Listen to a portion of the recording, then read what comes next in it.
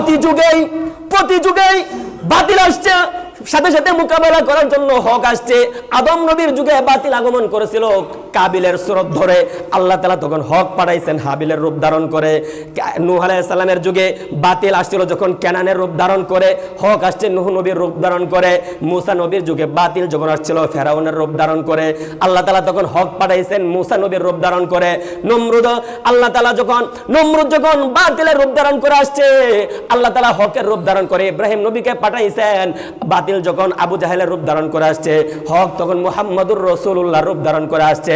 মুহাম্মদুর রাসূলুল্লাহর সাথে সহযোগিতা হিসেবে আবু বকর ছিলেন, ওমর ছিলেন, উসমান ছিলেন, আলী ছিলেন, আবু হুরায়রা ছিলেন, সমস্ত খুলাফায়ে রাশিদিন ছিলেন, সমস্ত সাহাবীরা ছিলেন। এখনো বাতিল যখন ইসকনের রূপ ধারণ করে আসবে, মুসলমানরা, বাংলাদেশের সমস্ত মুসলমানরা হকের কালিমা নিয়ে সামনে ঝাঁপিয়ে পড়বে। জুড়ে বলেন ঠিক কিনা? নিজের ঈমান যতক্ষণ পর্যন্ত আপনারা জানেন সারা পৃথিবীতে আল কুফরু মিল্লাতুন ওয়াহিদা, সমস্ত কুফরি শক্তি এক। কথা ঠিক কিনা? হিন্দু বলেন, বৌদ্ধ বলেন, খ্রিস্টান বলেন, হাইজন বলেন, মানে যত ধর্মের অনুসারী আছে সমস্ত ধর্মের অনুসারীরা মুসলমানদেরকে নিধন করার জন্য তারা এক ভূমিকা পালন করতেছে। জোরে বলেন ঠিক কিনা? একমাত্র এই জন্যই আল্লাহ রাসূল বলছেন আল কুফরু মিল্লাতুন ওয়াহিদা, সমস্ত কুফরি, সে হোক না বৌদ্ধ ধর্ম, হোক না সে খ্রিস্টান ধর্ম, হোক না সে ইহুদি ধর্ম, যে কোনো ধর্মই হোক না কেন, কিন্তু কুফরি করার ক্ষেত্রে মুসলমানদেরকে নিধন করার জন্য তারা ঐক্যবদ্ধ হয়ে তারা মুসলমানদেরকে ধ্বংস করার জন্য তারা ঝাঁপিয়ে পড়বে। জোরে বলেন ঠিক কিনা? আমরাও পরিষ্কারভাবে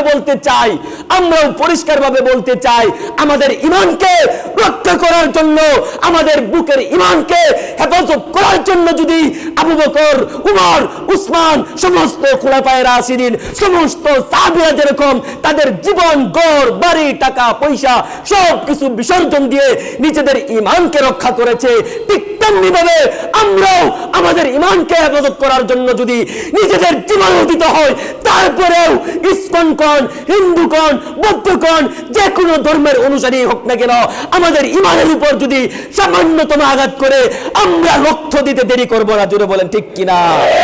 মুসলমান ভাইয়েরা, আপনারা সবাই জানেন চট্টগ্রামে মসজিদের উপর হামলা করেছে।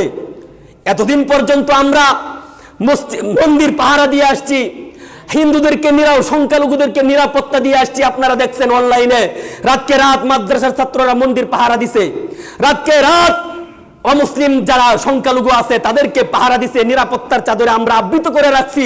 কিন্তু ফলাফল দাঁড়ালো কি? আজকে আমাদের মসজিদে ভাঙচুর করা হয়, আজকে আমাদের মুসলমান ভাইয়ের গলায় ছুরি চালানো হয়। এই কথা আমরা পরিষ্কার বলতে চাই। আমাদের ঈমানের উপর যদি আঘাত আসে, আমাদের মসজিদগুলোর উপর যদি আক্রমণ আসে, তাহলে এই ক্ষেত্রে খালেদ বিন ওয়ালিদের মতো আমরা জীবন দিতেও দেরি করব না। জোরে বলেন ঠিক কিনা? মোহতারাম হাজিরিন, আল্লাহ রাব্বুল আলামিন আমাদের সকলের ঈমান হেফাজত করার তৌফিক দান করুক। সকলে বলে আমিন। বাতিলের বিরুদ্ধে সমস্ত মুসলিম উম্মাহকে ঐক্যবদ্ধ হয়ে সমস্ত কুফরি অপশক্তির বিরুদ্ধে রুখে দাঁড়াবার তৌফিক দান করুক। সকলে বলে আমিন।